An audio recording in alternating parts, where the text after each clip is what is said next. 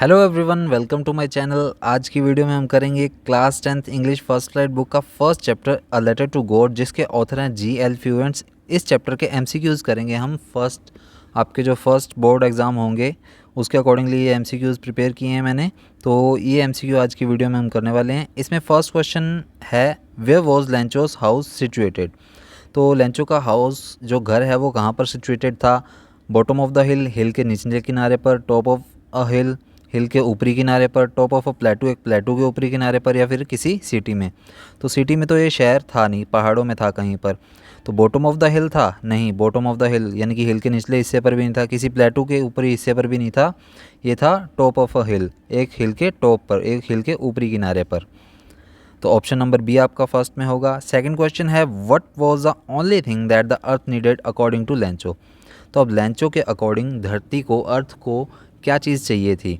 उसे चाहिए थी एक हल्की हल्की बारिश, क्योंकि वो अपनी फसल को उगाना चाहता था, इसलिए वो थिंक कर रहा था कि हल्की हल्की बारिश हो जाए। तो अ शार, अ स्नोफॉल, स्ट्रॉन्ग विंड्स या सनलाइट। धूप चाहिए थी उसे? नहीं, धूप नहीं चाहिए थी। उसे क्या स्नोफॉल चाहिए थी? बर्फ़ चाहिए थी? ना, भी उसे बर्फ़ की बारिश भी नहीं चाहिए थी। तेज़ हवाएं चाहिए थी उसे? नहीं, तेज़ हवाएं भी नहीं चाहिए थी। उसे तो चाहिए थी शार, थोड़ी बहुत बारिश चाहिए थी। तो ऑप्शन नंबर ए जो है इसमें आपका करेक्ट ऑप्शन होगा। ऑप्शन नंबर ए आपका सही है। अब थर्ड क्वेश्चन देखते हैं। So where did Lencho expect the downpour to come from. तो अब लेंचो क्या एक्सपेक्ट कर रहा था कि डाउनपोर यानी कि जो मूसलाधार बारिश है उसकी बारिश जो एक्सपेक्ट कर रहा था वो किस साइड से आएगी, कौन सी दिशा से आएगी? तो वो क्या नॉर्थ दिशा से आएगी, उत्तर दिशा से, या फिर नॉर्थ ईस्ट से, नॉर्थ वेस्ट से, या साउथ वेस्ट से? तो ये हमने चैप्टर के अंदर एक पैराग्राफ के लास्ट में लाइन दी गई थी कि लेंचो डाउनपोर एक्सपेक्ट कर रहा था नॉर्थ ईस्ट से। नॉर्थ ईस्ट को हिंदी में कहते हैं उत्तर पूर्व दिशा। अब आपको अगर दिशाओं में प्रॉब्लम है, यानी कि इन दिशाओं में प्रॉब्लम होती है, तो आपको बता देता हूँ। ये ऊपरी जो होता है, ऊपर की तरफ नॉर्थ होता है, नीचे फिर साउथ होता है, इधर आपके राइट साइड में वेस्ट होता है, और इधर होता है, इधर आपका होता है, इधर आपका होता है ईस्ट राइट साइड में, और इधर आपका होता है वेस्ट। इसे उत्तर बोलते हैं, इसे दक्षिण बोलते हैं, इसे पूर्व बोलते हैं, और इसे पश्चिम बोलते हैं। तो लेंचो जो एक्सपेक्ट कर रहा था वो एक्सपेक्ट कर रहा था नॉर्थ ईस्ट से, यानी कि उत्तर पूर्व दिशा से। अब फोर्थ क्वेश्चन है, what did Lencho compare the large rain drops with. अब जो बड़ी बड़ी बारिश की बूंदें हुई उसे लेंचो ने किस चीज़ से कंपेयर किया? तो लेंचो ने क्या सिल्वर कॉइन से कंपेयर किया, पर्ल से कंपेयर किया, डायमंड से कंपेयर किया, या न्यू कॉइन से कंपेयर किया? तो वो एक्सपेक्ट कर रहा था बारिश को, और वो सोच रहा था कि अगर बारिश हो जाती है तो उसकी जो फसल है वो किस तरह की दिखाई देगी, या फिर उसके लिए क्या फ़ायदा हो सकता है। तो क्या उसे सिल्वर कॉइन मिलने वाले थे उससे? नहीं। पर्ल्स मिलने वाले थे? नहीं। डायमंड मिल जाएंगे उससे? तो नहीं, डायमंड भी नहीं मिलने वाले थे। उसे मिलने वाले थे नए कॉइन, यानी कि अगर उसकी फसल अच्छी हो जाती है बारिश होने की वजह से, तो उसे नए कॉइन यानी कि पैसा मिलेगा, यानी कि नए सिक्कों की तरह वो उसे बारिश लग रही थी। तो ऑप्शन नंबर डी आपका यहाँ पर करेक्ट होगा। अब नेक्स्ट क्वेश्चन है, which crop was growing on Lencho's field. तो लेंचो के खेतों में कौन सी फसल बोई गई थी? तो लेंचो के खेत में मक्के की फसल बोई गई थी, कॉर्न की फसल बोई गई थी। ऑप्शन नंबर ए आपका इसमें करेक्ट होगा। ना ही बरेली बोई गई थी, ना ही राइस बोई गई थी। नाउ नेक्स्ट क्वेश्चन है, व्हाट डेस्ट्रॉयड लेंचोज फील्ड। तो लेंचो के फील्ड को किस चीज़ ने डिस्ट्रॉय कर दिया? तो क्या वो हैवी रेनफॉल थी, हेलस्टॉर्म था, लैंडस्लाइड थी, या फिर फ्लड था? तो लेंचो के फील्ड को हैवी रेनफॉल ने डिस्ट्रॉय नहीं किया था, हेल स्टॉर्म ने डिस्ट्रॉय किया था। चैप्टर के अंदर जो वर्ड यूज़ हुआ है वहाँ पर हुई तेज़ बारिश के लिए वो था हेल स्टॉर्म। तो हेल स्टॉर्म हमारा ऑप्शन नंबर बी जो है करेक्ट होगा। ना ही फ्लड था, ना ही लैंडस्लाइड था। तो ऑप्शन नंबर बी हमारा करेक्ट होगा। सेवन्थ क्वेश्चन है, the field looked as if it were covered in dash. तो फील्ड यानी कि खेत उसके कैसे लग रहे थे, किस तरह से कवर हुए लग रहे थे जब बारिश हुई तब? तो क्या वो साल्ट की तरह लग रहे थे, लॉक्टस की तरह लग रहे थे, शुगर की तरह लग रहे थे, या आइस की तरह लग रहे थे? अब यहाँ पर दो ही वर्ड हैं जो मेनली दिखाए गए हैं। दो तो डायरेक्टली एलिमिनेट होते हैं, लॉक्टस और शुगर। ये तो नहीं दिखाई दे रहे थे। या तो उसे बर्फ़ से ढकी हुई चादर दिखाई दे रही थी, या फिर नमक से ढकी हुई चादर दिखाई दे रही थी। अब एक्चुअल में तो बूंदाबांदी हुई थी, बारिश हुई थी, लेकिन वो बर्फ़ नहीं गिरी थी वहाँ पर जो बारिश गिरी थी उसकी वजह से उसे खेत जो है वो साल्ट की तरह यानी कि नमक से ढके हुए लग रहे थे। Now next question is Lencho compared the quantum of damage with. अब लेंचो का जो डैमेज हुआ, नुकसान हुआ, उसके अमाउंट को लेंचो ने किस तरह से डिस्क्राइब किया, यानी कि किससे कंपेयर किया है। तो क्या वो रैट के अटैक से हुआ था, या फिर क्रोज कौओं के अटैक से हुआ था। Plague of lettuce, plague of lettuce का मीनिंग होता है टिड्डियों का प्रकोप।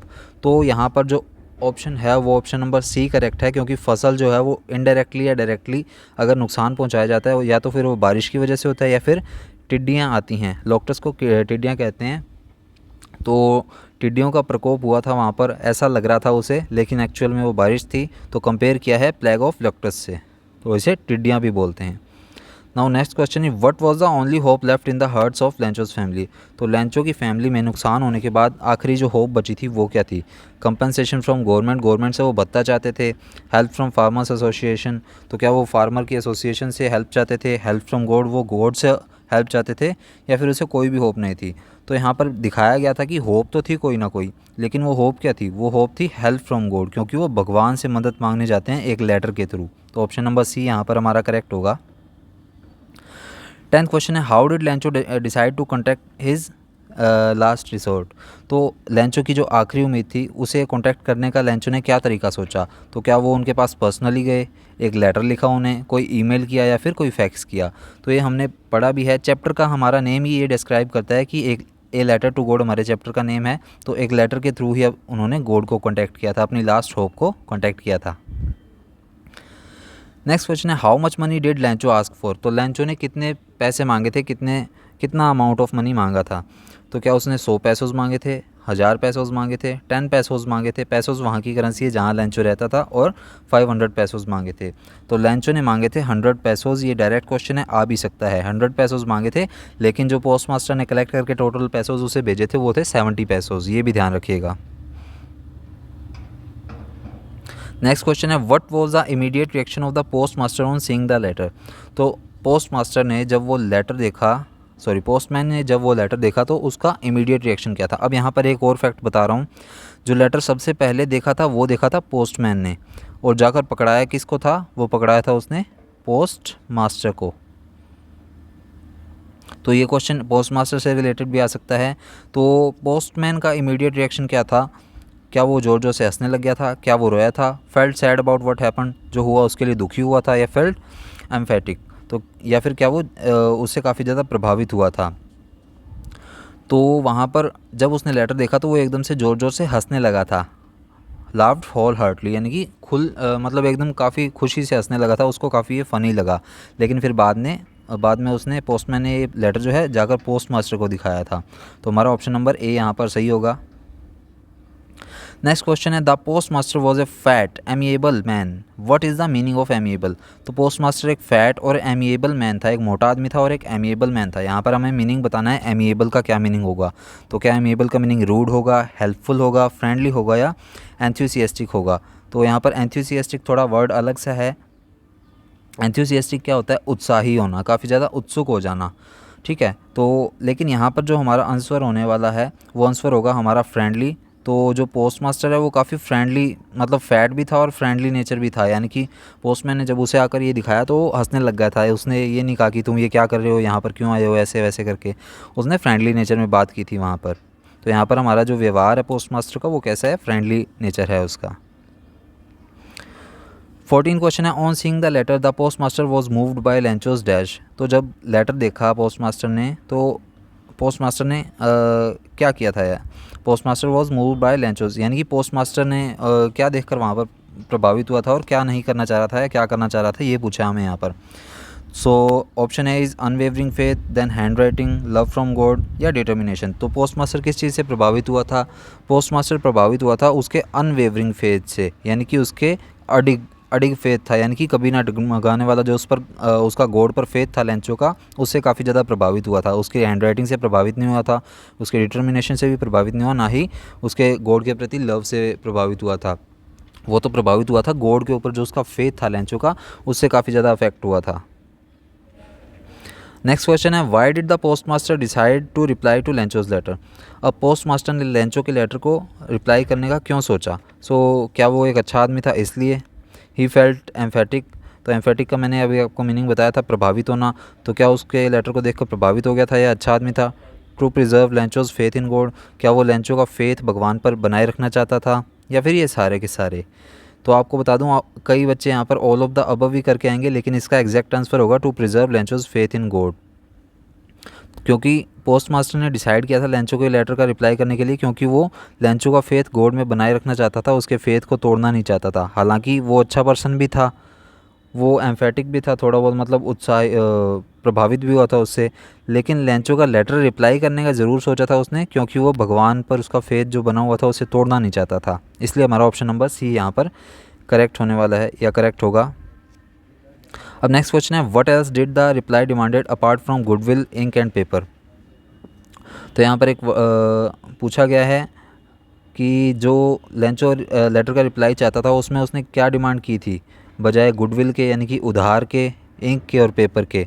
गुडविल का मतलब होता है उधार, तो क्या वो उधार चाहता था, इंक चाहता था, पेपर चाहता था या और कुछ चाहता था? तो लेंचो चाहता था क्या अपना lost paper, money, God signature या फिर न्यू सीड्स। तो ना ही लेंचो को क्रॉप चाहिए थी, क्रॉप लेकर वो क्या करेगा, क्रॉप तो वो बेचना ही चाहता था, गॉड का सिग्नेचर भी नहीं चाहता था, वो न्यू सीड भी नहीं चाहता था, नई सीड्स भी नहीं चाहता था, वो तो मनी चाहता था जिससे कि वो अपने परिवार का परिवार को पाल सके, उस साल के लिए अपने परिवार का पेट भर सके। तो यहाँ पर ऑप्शन नंबर बी हमारा करेक्ट होगा। नेक्स्ट क्वेश्चन है, how much money was the post master able to arrange. ये क्वेश्चन हमने ऊपर किया भी था, अभी मैंने बताया था पोस्ट मास्टर कितने पैसे जुटाने में सक्षम हो सका था, तो वो 70 पैसोज जुटाने में ही सक्षम हो सका था, 70 पैसोज, लेकिन लेंचो ने 100 पैसोज मांगे थे। नेक्स्ट क्वेश्चन है, what did the post master feel on experiencing Lencho receive the letter. तो पोस्ट मास्टर कैसा फील कर रहा था लेंचो, जब उसे पता लगा कि लेंचो के पास लेटर रिसीव हो चुका है, तो पोस्ट मास्टर कैसा फील कर रहा था? क्या वो कंटेंटेड, यानी कि उसने अपना पॉइंट ऑफ व्यू दिया, क्या वो खुद पर प्राउड फील कर रहा था, ओवरवेल्म्ड यानी कि काफ़ी ज़्यादा गुस्सा हुआ था, या फिर सारे के सारे ऑप्शन ही हैं? तो प्राउड तो वो बिल्कुल भी नहीं हुआ था, क्योंकि वो दिखावा नहीं कर रहा था, दिखावा करता तो प्राउड फील करता है, इसलिए प्राउड हमारा आंसर नहीं होगा। अगर प्राउड नहीं होगा तो ऑल ऑफ द अबव वाला ऑप्शन जो है वो भी ऑटोमेटिकली कट हो जाता है। अब या तो वो गुस्सा हुआ होगा या फिर कंटेंटेड होगा, यानी कि कंटेंटेड यानी कि उसने अपना पॉइंट ऑफ व्यू दिया होगा। तो ओवरवेल्म्ड यानी कि गुस्सा भी नहीं हुआ था, तो हमारा ऑप्शन बचता है कंटेंटेड, यानी कि उसने अपना तर्क दिया हुआ। तो यहाँ पर बिल्कुल सही है कंटेंटेड, यानी कि उसने अपना पॉइंट ऑफ व्यू दिया था कि हाँ लेंचो को पैसे मिलने के बाद वो काफ़ी ज़्यादा खुश होगा ऐसे वैसे। तो हमारा ऑप्शन नंबर ए यहाँ पर सही होगा। 19th क्वेश्चन है, why was Lencho not surprise on seeing the money in the envelope. तो लेंचो पैसा देखने के बाद, एनवेलप में पैसा देखने के बाद सरप्राइज़ क्यों नहीं हुआ था? So he was too sad to acknowledge it, he had unwavering faith in God, he was an ungrateful man, none of the above. तो यहाँ पर हमें ऑप्शन दिया हुआ है, डायरेक्टली हमें पता लग रहा है ही had unwavering faith in God, यानी कि ये हमने पहले भी 3-4 बार ये लाइन पढ़ चुके हैं, यानी कि उसका भगवान में अडिग फेथ था, न डगमगाने वाला फेथ था। तो यहाँ पर ऑप्शन नंबर बी हमारा करेक्ट आंसर होगा। नेक्स्ट क्वेश्चन की ओर बढ़ते हैं। 20 नंबर क्वेश्चन है ये, how did he feel when he counted the money. अब ये ही किस लिए यूज़ हुआ है? यहाँ पर ही यूज़ हुआ है लेंचो के लिए। तो लेंचो ने कैसा फील किया जब उसने मनी को काउंट किया? तो क्या उसने ग्रेटफुल फील किया, जॉयफुल फील किया, रिलाइव्ड फील किया या एंग्री फील किया? तो यहाँ पर हमारा ऑप्शन नंबर डी करेक्ट होगा, क्योंकि उसने जब पैसे देखे एनवेलप के अंदर तब वो काफ़ी गुस्सा हुआ था।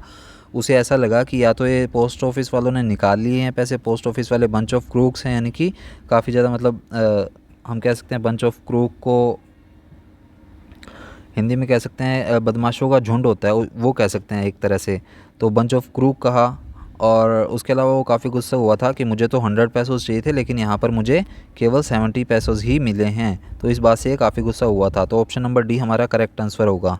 21st क्वेश्चन है, what did Lencho think of the post office employees. तो पोस्ट ऑफिस एम्प्लॉयज़ के लिए लेंचो कैसा फील कर रहा था या क्या सोच रहा था? तो ये मैंने अभी आपको आंसर बताया, बंच ऑफ क्रूक्स यानी कि बदमाशों का झुंड, उसे उन पोस्ट ऑफिस वालों को बताया लेंचो ने। ना ही उन्हें रूड कहा, ना ही उन पर प्राउड फील किया, और ना ही अनहेल्पफुल फील किया, उन्हें डायरेक्टली बंच ऑफ क्रूक कहा। ये चैप्टर के अंदर डायरेक्ट लाइन आई हुई है। तो ऑप्शन नंबर ए हमारा यहाँ पर 21st का करेक्ट होगा। 22nd क्वेश्चन है, what did Lencho ask for in his second letter. तो फर्स्ट लेटर रिसीव होने के बाद लेंचो ने अपना सेकंड लेटर भेजा, तो उसमें क्या लिखा लेंचो ने? क्या उसने और पैसे मांगे, remaining amount and not send it by mail? क्या उसने ऐसा कहा कि मेरे को बाकी बचे हुए पैसे भेज दो लेकिन मेल से मत भेजना, remaining amount and send it by mail only? या फिर उसने ऐसा कहा कि बाकी बचे हुए पैसे जो 30 पैसोज़ हैं बाकी अमाउंट है वो भी मेरे को भेज दो, लेकिन मेल के थ्रू ही भेजना। या फिर उसने कुछ भी नहीं मांगा, तो कुछ भी नहीं मांगा ऐसा तो नहीं हुआ था, उसने दोबारा लेटर लिखा था। तो लेटर के अंदर क्या कहा था कि ये पोस्ट ऑफिस वाले बंच ऑफ क्रूक्स हैं, इन्होंने शायद मेरे पैसे निकाल लिए हैं, आपने पूरे भेजे होंगे, तो आप ऐसा करिए मेरे को बाकी बचे हुए पैसोज़ हैं, अमाउंट है 30 पैसोज़, वो भेज दीजिए, लेकिन वो मेल के थ्रू मत भेजना, मेरे को डायरेक्टली ही भेजना। तो ऑप्शन नंबर बी हमारा यहाँ पर करेक्ट आंसर होगा, remaining amount and not send it by mail, कि बाकी बचा हुआ पैसा मेरे को भेज दो लेकिन मेल के थ्रू मत भेजना भाई, ऐसा कह दिया है लेंचो ने। तो ऑप्शन नंबर बी यहाँ पर हमारा करेक्ट आंसर होगा। 23rd क्वेश्चन है what is the irony in this lesson. तो आयरनी का क्या मीनिंग होता है, एक तरह का व्यंग्य होता है, ये व्यंग्य कह सकते हैं या फिर कह सकते हैं ताना कसना किसी पर। तो यहाँ पर एक ऐसी लाइन आई है जिससे कि डायरेक्टली उस पर्सन पर ताना कसा गया है, डायरेक्टली आयरनी की गई है। तो ऐसा जो सेंटेंस है वो हमें फाइंड करना है। तो ए ऑप्शन है Lencho was sad after the hailstorm even though he was the only waiting he was the one waiting for a शार। तो लेंचो काफ़ी सैड हो गया था हेलस्टॉर्म के बाद, यानी कि आंधी तूफान के बाद, क्योंकि वो तो सिर्फ शार्क का वेट कर रहा था। तो इससे तो यहाँ पर इसकी सैडनेस का पता लगता है, यहाँ पर कहीं भी आयरनी नहीं है, इसकी सैडनेस का ही हमें पता लगता है। बी ऑप्शन है post master laughed eight Lencho but still helped arrange money for him. तो यहाँ पर तो हेल्पफुल नेचर दिखाई दे रहा है पोस्ट मास्टर का, तो यहाँ पर हेल्पफुल नेचर है। अब सी ऑप्शन है Lencho blamed the post office employees who in fact helped him. तो लेंचो ने ब्लेम किया पोस्ट ऑफिस के एम्प्लॉयज़ को, हालांकि पोस्ट ऑफिस के एम्प्लॉयज़ ने ही उनकी हेल्प की थी, लेकिन फिर भी लेंचो ने ब्लेम किया। तो यहाँ पर डायरेक्ट कटाक्ष कसा जा रहा है, यानी कि ताना दिया जा रहा है, किसको, लेंचो को ताना दिया जा रहा है कि भाई मैंने तो तुम्हारी हेल्प की लेकिन तू मुझे पर इल्ज़ाम लगा रहा है। तो यहाँ पर सी ऑप्शन हमारा करेक्ट होगा, देयर इज़ नो आयरनी, ऐसा नहीं है, आयरनी तो इसमें है, आयरनी देखिए हमने, ताना कसा गया लेंचो पर। तो ऑप्शन नंबर सी हमारा करेक्ट आंसर होगा इसमें। 24th क्वेश्चन है what type of conflict does the chapter highlight. तो किस तरह का कॉन्फ्लिक्ट यहाँ पर दिखाया गया है चैप्टर के अंदर। कॉन्फ्लिक्ट क्या होता है, संघर्ष। तो किस तरह का संघर्ष दिखाया गया है चैप्टर के अंदर। Conflict between nature and human, क्या नेचर और ह्यूमन के बीच में दिखाया गया है, क्या कॉन्फ्लिक्ट ह्यूमंस के बीच में ही दिखाया गया है, क्या कॉन्फ्लिक्ट गॉड और नेचर के बीच में दिखाया गया है, या फिर फर्स्ट और सेकंड ऑप्शन में दिखाया गया है। तो यहाँ पर हमारा ऑप्शन नंबर डी सही होगा, बोथ फर्स्ट एंड सेकंड। तो फर्स्ट क्या कह रहा है, नेचर और ह्यूमन के बीच। नेचर और ह्यूमन के बीच कैसे दिखाया है, क्योंकि लेंचो एक्सपेक्ट कर रहा था शार को, यानी कि बारिश को, तो बारिश तो आई लेकिन तेज़ बारिश आ गई, तो नेचर के साथ डायरेक्टली लेंचो का कनेक्शन हो गया, यहाँ पर संघर्ष हो गया। तो लेंचो और नेचर के बीच में कॉन्फ्लिक्ट दिखा दिया। उसके अलावा conflict among humans, conflict among humans कैसे है, एक तो लेंचो है और दूसरी तरफ है पोस्ट मास्टर और उसके पोस्ट ऑफिस के अदर एम्प्लॉयज़। तो इनके बीच में संघर्ष दिखाया कि लेंचो ने तो एक्सपेक्ट किया था कि 100 पैसोज़ आएंगे, लेकिन आए 70 पैसोज़, लेकिन पोस्ट मास्टर ने तो अपना जितना भी जुगाड़ हो सकता था वो सारा लगा के इन पैसों को अरेंज किया था। तो यहाँ पर option A and B both correct है, तो ऑप्शन नंबर डी हमारा करेक्ट आंसर होगा। 25th क्वेश्चन है who is the author of the lesson a letter to God. ये हमने स्टार्टिंग में पढ़ा था, a letter to God chapter के ऑथर कौन है, तो ये हैं G.L. फ्यूएंट्स। इसका ऑप्शन नंबर ए हमारा करेक्ट आंसर होगा। 26 क्वेश्चन है what did Lencho hope for. तो लेंचो किस चीज़ की एक्सपेक्टेशन लगा के बैठा था, अ गुड शार of the rain for his crop, क्या वो अपनी फसल के लिए एक अच्छी बारिश चाहता था, क्या वो एक मोटरसाइकिल चाहता था, पहाड़ों में मोटरसाइकिल कहाँ चलेगा, ट्रैक्टर भी नहीं चाहता था वो, या नन ऑफ द अबव, या तीनों में से कोई भी नहीं। तो ये ऑप्शन नंबर ए हमारा बिल्कुल करेक्ट है, वो अपनी फसल के लिए थोड़ी बहुत बारिश चाह रहा था कि थोड़ी बहुत बारिश हो जाए ताकि वो जो उगने वाली फसल है वो मुझे नए सिक्कों के समान लगे। 27th क्वेश्चन है वाई वॉज लेंचो सेटिस्फाइड। तो लेंचो क्यों सेटिस्फाई हो गया, on seeing a new tractor in his field. तो ट्रैक्टर तो आया नहीं था उसके फील्ड में, हमने अभी देखा। On seeing a new buffalo, क्या उसके एक नई भैंस आ गई थी, तो भैंस भी कोई नहीं आई थी। On seeing the field of ripe corn with flowers, तो ये वाला ऑप्शन हमारा करेक्ट है, on seeing the field of ripe corn with flowers, क्योंकि उसने अब जब अपनी फसल देखी तो फसल पर देखा कि छोटे छोटे फूल जो हैं वो खिलकर आ चुके हैं कॉर्न के, और अब मेरी अच्छी फसल होगी, बस थोड़ी बहुत बूंदाबांदी हो जाए, बारिश हो जाए अच्छी सी, जिससे कि मेरी फसल और अच्छे से पक सके। तो 27th क्वेश्चन का ऑप्शन नंबर सी हमारा करेक्ट होगा।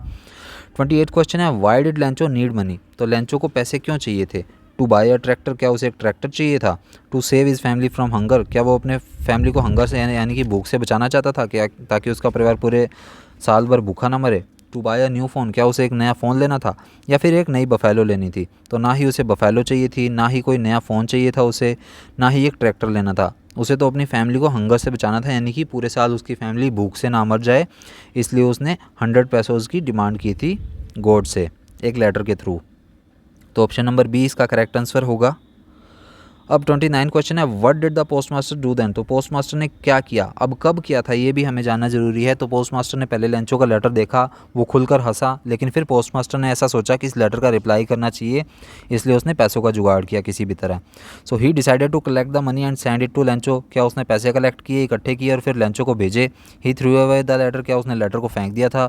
ही decided to beat Lencho to teach him a lesson. क्या उसने लेंचो को मारा पीटा, कुटाई की उसकी टिका के, ताकि वो इसको एक सबक सिखा सके। He gave it to other post master. क्या उसने दूसरे पोस्ट मास्टर को ये लेटर दे दिया था। तो दूसरे पोस्ट मास्टर को उसने कोई लेटर नहीं दिया, वो अकेला ही पोस्ट मास्टर था वहाँ पर। उसने लेंचो को पीटा भी नहीं, ना ही उसने वो लेटर फेंका। उसने तो डिसाइड किया कि किसी तरह भी पैसे कलेक्ट करूं और इस बंदे को भेजूं ताकि इसकी जो भी समस्याएं हैं वो दूर हो सकें। इसलिए इसने 70 पैसोज़ अरेंज कर लिए थे, जबकि मांगे कितने गए थे, 100 पैसोज़ मांगे गए थे। इस वजह से हमारे लेंचो बाबू गुस्सा हो गए थे कि इन पोस्ट ऑफिस वालों ने ही मेरे पैसे निकाल लिए हैं। तो इसका ऑप्शन नंबर ए हमारा करेक्ट होगा। अब 30th क्वेश्चन है, who read the letter sent by Lencho. तो लेंचो ने जो लेटर भेजा वो किसने पढ़ा था। क्या उसकी पत्नी ने पढ़ा, क्या पोस्ट मास्टर ने पढ़ा, क्या किसी और फार्मर ने पढ़ा, या फिर भगवान ने पढ़ा। तो भगवान ने तो नहीं पढ़ा, ये हमें पता है। किसी फार्मर ने भी नहीं पढ़ा, ना ही उसकी पत्नी ने पढ़ा। ये पढ़ा था पोस्ट मास्टर ने। हालांकि यहाँ पर अगर पोस्टमैन ऑप्शन होता तो हमारा ऑप्शन पोस्टमैन सही रहता, क्योंकि सबसे पहले लेटर तो पोस्टमैन ने देखा था और उसके बाद उसने पोस्टमैन ने लाकर पोस्ट मास्टर को दिखाया। लेकिन पोस्टमैन ऑप्शन में नहीं है, तो हमारा ऑप्शन नंबर बी करेक्ट होगा, पोस्ट मास्टर ने ये लेटर देखा। 31st क्वेश्चन, ये कुछ 4-5 क्वेश्चन है जो CBSE ने अपने सर्कुलर में डाले थे, कुछ 10 क्वेश्चन MCQs। तो उसमें से 4-5 क्वेश्चन उठाए हैं मैंने। तो उन्हीं में से क्वेश्चन है, based on the details of the house location. जो लेंचो का हाउस था उसकी लोकेशन के अनुसार how can it best be described. इसको अच्छे से किस तरह से डिस्क्राइब किया जा सकता है उस लोकेशन को। क्या वो लोकेशन मैजेस्टिक थी, इम्पोजिंग थी, सॉलिटरी थी या यूनिक थी। तो यहाँ पर पहले मीनिंग बता देता हूँ। मैजेस्टिक होता है आलिशान। इम्पोजिंग भी मैजेस्टिक का ही मीनिंग है, यानी कि सिनोनियम है। तो इसका भी मीनिंग है आलिशान, या इसे भव्यात्मक भी कह सकते हैं, यानी कि काफ़ी ज़्यादा बड़ा या अच्छा सा सुंदर सजावटी घर। उसके अलावा सॉलिटरी को हम कह सकते हैं एक अकेला, पूरी वैली में एक अकेला घर, या फिर यूनिक यानी कि अनोखा घर। तो क्या वो मैजेस्टिक था, आलिशान था या भव्यात्मक था। तो ये दोनों तो सिनोनियम है, तो ये दोनों तो डायरेक्टली ही कट गए हैं, तो दो ऑप्शन तो हो नहीं सकते। इसलिए क्या वो यूनिक था या अकेला था, तो हमें डिसाइड करना है सी या डी में से। तो अकेला घर था, ये तो हमने पढ़ा था, पूरी वैली में एक अकेला घर था। लेकिन यूनिक था ऐसा कहीं भी नहीं लिखा। हाँ, अकेला था इस वजह से यूनिक हो सकता है, लेकिन यूनिक हमने चैप्टर में भी कहीं नहीं पढ़ा, इसलिए हमारा option number C solitary correct answer होगा। 32nd क्वेश्चन है, the field of corn dotted with flowers means that. अब फील्ड ऑफ कॉर्न यानी कि कॉर्न के जो मकई के फील्ड थे उसके, वो फ्लावर्स से डॉटेड थे, यानी कि फ्लावर्स से भरे हुए थे, फ्लावर्स छोटे छोटे उसमें उगे हुए थे। इस चीज़ का क्या मीनिंग है। ऑप्शन ए में दिया, not a single flower was bigger than a dot. क्या कोई भी एक भी फ्लावर जो है एक डॉट से बड़ा नहीं था। The flowers were scattered across, या फिर क्या वो फ्लावर्स जो हैं वो खिलकर बाहर आ गए थे। The flowers were in shaped like dots, क्या वो फ्लावर्स डॉट की शेप में थे। या the flowers had shrunk in size, या फिर वो फ्लावर्स हैं वो साइज़ में छोटे हुए थे। तो फ्लावर्स साइज़ में छोटे तो नहीं हुए थे, ना ही उनकी शेप डॉट की तरह थी, ना ही वो किसी एक भी डॉट से छोटे थे, यानी कि बड़े नहीं हुए थे। वो तो थे, वो खिलकर बाहर आ गए थे। The flowers were scattered across, यानी कि वो फूल जो हैं कॉर्न के, वो फसल जो है खिलकर आ गई थी। अब तो सिर्फ उसे एक डाउनपोर की यानी कि मूसलाधार बारिश की ज़रूरत थी। तो ऑप्शन नंबर बी हमारा करेक्ट होगा। 33rd क्वेश्चन है, what was the most likely response that the postmaster expected in Lencho's second letter. तो जब पोस्टमास्टर ने फर्स्ट लेटर का रिस्पांस भेजा और वापस वो सेकंड लेटर के अंदर क्या एक्सपेक्ट करा था कि लेंचो क्या लिखेगा।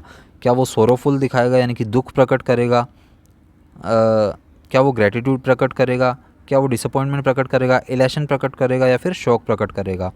तो पोस्टमास्टर ने तो सोचा था कि वो सोरोफुल यानी कि दुख तो प्रकट नहीं करेगा, पैसे देख के दुखी थोड़ा ना होगा। ग्रेटिट्यूड का मीनिंग होता है धन्यवाद करना। तो ये तो पोस्टमास्टर ने सोचा था कि वो हाँ धन्यवाद करेगा, तो ऑप्शन सेकंड तो हमारा होएगा ही होएगा। उसके अलावा क्या वो डिसअपॉइंटमेंट, क्या वो निराश होगा, तो ये तो नहीं सोचा था कि वो निराश होगा। या फिर इलेशन का मीनिंग होता है उत्साह या आनंद, तो क्या वो आनंद महसूस करेगा, तो पोस्ट मास्टर ने ये भी सोचा था कि हाँ भाई आनंद तो महसूस करेगा, ये काफ़ी ज़्यादा खुश होएगा तो अपने आप आनंद आएगा।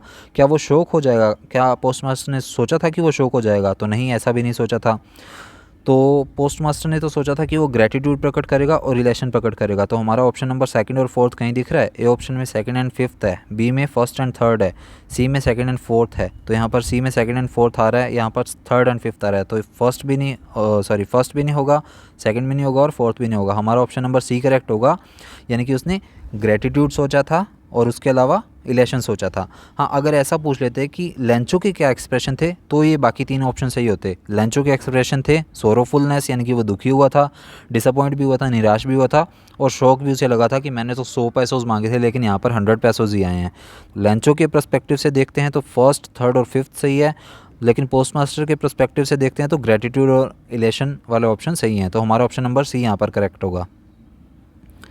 34th क्वेश्चन है लेंचोज लेटर इंक्लूडेड। अब लेंचो के लेटर में क्या लिखा हुआ था? डिटेल्स ऑफ हिज प्रॉब्लम, तो क्या उसकी प्रॉब्लम्स की डिटेल थी? Description of the post office, क्या पोस्ट ऑफिस का डिस्क्रिप्शन था? बिलीफ ऑफ बीइंग लूटेड, क्या उसे ऐसा दिखाया था कि मैं लूट गया हूँ पूरी तरह से? या लिस्ट ऑफ फर्दर डिमांड्स, या उसने कुछ और डिमांड्स की थी लेटर के अंदर?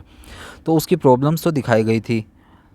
Description of the post office का डिस्क्रिप्शन तो नहीं था। बिलीफ ऑफ बिंग लूटेड, लूट के बारे में भी उसने नहीं लिखा था। लिस्ट ऑफ फर्दर डिमांड्स, तो ए और डी ऑप्शन दोनों ही सही दिख रहे हैं, लेकिन मेनली अब दो में से एक चूज़ करना है। हमारे पास तो ऑप्शन दो हैं लेकिन एक चूज़ करना है, तो कौन सा करेक्ट होगा? तो उसने अपनी प्रॉब्लम्स की डिटेल तो लिखी थी, लेकिन उसने डिमांड क्या की थी? उसने डिमांड की थी अपनी फर्दर लिस्ट की, यानी कि अब और पैसोज मांगे थे उसने, 100 पैसोज की डिमांड की थी। तो उस पर्सपेक्टिव से हमारा ऑप्शन नंबर डी जो है वो करेक्ट आंसर होगा, option number D, list of further demands. अब इस चैप्टर का लास्ट क्वेश्चन है हमारा, Lencho wished for a downpour और अ हैवी शावर। अब लेंचो किस चीज़ की आशा कर रहा था कि एक मूसलाधार बारिश हो जाए या काफ़ी तेज़ बारिश हो जाए? Pick the option that correctly list the correct match for kind of rain. तो हमें कुछ 5 एक ऑप्शन दिए हुए हैं, इनमें हमने करेक्ट को मतलब मैच करना है, ये मैचिंग वाला क्वेश्चन है।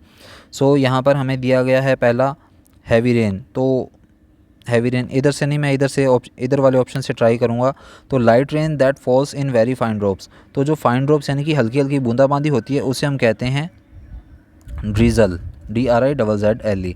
वेरी हैवी रेन या ट्रॉपिकल रेन, यानी कि जो टुंड्रा प्रदेशों में, ठंडे प्रदेशों में बारिश होती है, जैसे कि कनाडा वगैरह में जो बर्फ़ वाली बारिश होती है उसे हम कहते हैं टोरेंट्रियल रेन।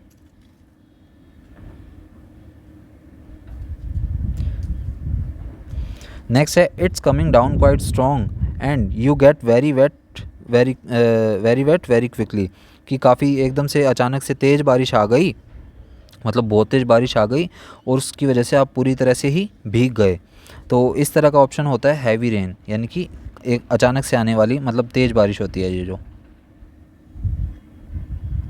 नेक्स्ट है really heavy rain that comes very suddenly, बहुत ज़्यादा तेज़ बारिश जो कि अचानक से आ जाए। तो अचानक से जो बहुत ज़्यादा तेज़ बारिश आ जाती है हवा के साथ उसे बोलते हैं थंडर स्टॉर्म, या फिर इसे हेल स्टॉर्म भी कह सकते हैं। ये ध्यान रखिएगा, थंडर स्टॉर्म होता है STORM, स्टॉर्म नहीं होता, स्टॉर्म होता है। और नेक्स्ट है it is a violent short live weather disturbance associated with lightning. Sorry, यहाँ पर एक गलत हो गया है, ये जो होता है ये हैवी रेन नहीं होता है, सॉरी थंडरस्टॉर्म नहीं होता है, ये होता है डाउनपोर, मूसलाधार बारिश, यानी कि जो अचानक से आ जाती है उसे मूसलाधार बारिश कहते हैं। और उसके बाद है it is a violent short lived weather disturbance associated with lightning thunder and strong gusty winds, यानी कि बहुत ज़्यादा तेज़, बहुत ज़्यादा आवाज़ करने वाली, जो बहुत ही डिस्टर्बेंस कर दे थोड़ी सी ही देर में, एकदम से तेज़ से आ जाए, थंडर यानी कि तूफ़ान की तरह आए, बहुत ही तेज़ हो और बहुत ही तेज़ हवा के साथ आए। तो इस तरह की चीज़ को हेल स्टॉर्म या फिर थंडर स्टॉर्म कहते हैं। तो ये यहाँ पर हमारा होगा थंडर स्टॉर्म। तो इस तरह से हम मिला लेते हैं। अब ड्रिजल देख लीजिए, पहले हैवी रेन देखते हैं। Heavy rain first heavy rain कहाँ आ रहा है? हैवी रेन आ रहा है ऑप्शन नंबर थर्ड में। तो देख लीजिए, फर्स्ट का थर्ड नहीं है, फर्स्ट का थर्ड नहीं है, फर्स्ट का थर्ड नहीं है, फर्स्ट का थर्ड, ये ऑप्शन नंबर डी है, तो डी हमारा करेक्ट होगा। बाकी भी मैच कर लीजिए। थंडरस्टॉर्म किस में आ रहा है? फिफ्थ में आ रहा है, तो यहाँ पर सेकंड का भी फिफ्थ है। उसके बाद है ड्रिजल थर्ड, ड्रिजल किस में आ रहा है? फर्स्ट में, तो थर्ड का फर्स्ट, ये वाला भी हमारा सही है। उसके बाद है टोरेंशियल रेन, ये जो टुंड्रा प्रदेश में होती हैं, ये सेकंड में आ रहा है, तो फोर्थ का सेकंड भी हमारा सही है। और लास्ट है डाउनपोर, डाउनपोर किस में आ रहा है? हमारा फोर्थ वाले ऑप्शन में आ रहा है। फिफ्थ का फोर्थ भी हमारा सही है। तो उस अकॉर्डिंगली मैचिंग वाले इस तरह के क्वेश्चंस भी आ सकते हैं। तो ऑप्शन नंबर डी यहाँ पर हमारा सही होगा। ये क्वेश्चन मैंने किस लिए डाला, क्योंकि सीबीएसई ने अपनी सर्कुलर में अपडेट किया था। अगर सीबीएसई ने अपडेट किया तो उसने आइडिया ही दिया है हमें कि इस तरह के क्वेश्चंस भी आपके आ सकते हैं, तो इस तरह के क्वेश्चंस के लिए भी तैयार रहिएगा। तो इसलिए ही मैंने ये क्वेश्चन इंपॉर्टेंट समझ के डाला है। इसमें देखिए आप एक नहीं, यहाँ पर डायरेक्टली इनडायरेक्टली 5 ही क्वेश्चन आपको करवाए गए हैं इस क्वेश्चन के अंदर अंदर ही। तो इस तरह के क्वेश्चन भी आ सकते हैं, तो इनकी भी तैयारी रखिएगा। तो इसी के साथ हमारे ये चैप्टर के एमसीक्यूज़ मैंने जितने भी मुझे अच्छे लगे वो मैंने यहाँ पर अपडेट कर दिए हैं। ये मैंने लास्ट में आंसर लिखे हैं, एक बार ऑप्शन जो हैं वो सारे मैच कर लीजिएगा। कई बार गलती भी हो सकती है, तो अगर गलत हो तो कमेंट सेक्शन में मुझे बता भी दीजिएगा कि हाँ ये सर गलत लग रहा है मुझे, तो मैं आपको क्लैरिफाई कर सकूँ ताकि। तो ये स्क्रीनशॉट ले लीजिएगा इन सभी का, या फिर लिख लीजिएगा नोटबुक में ताकि आपको आसानी से याद हो जाए। डिस्क्रिप्शन में मैं एक लिंक दे रहा हूँ, उस लिंक पर क्लिक कर लीजिएगा ताकि आपको फर्स्ट फ्लाइट के जितने भी चैप्टर्स हैं उनकी एक्सप्लेनेशन, उसके क्वेश्चन आंसर और ये एमसीक्यू वाले क्वेश्चन आंसर्स हैं, इन सभी की वीडियोज़ मिल जाए। तो वो डिस्क्रिप्शन में प्लेलिस्ट का लिंक डाला हुआ है, वो चेक कर लीजिएगा। तो मिलते हैं नेक्स्ट वीडियो में सेकंड चैप्टर के एमसीक्यूज़ नेल्सन मंडेला के एमसीक्यूज़ के साथ। Thank you.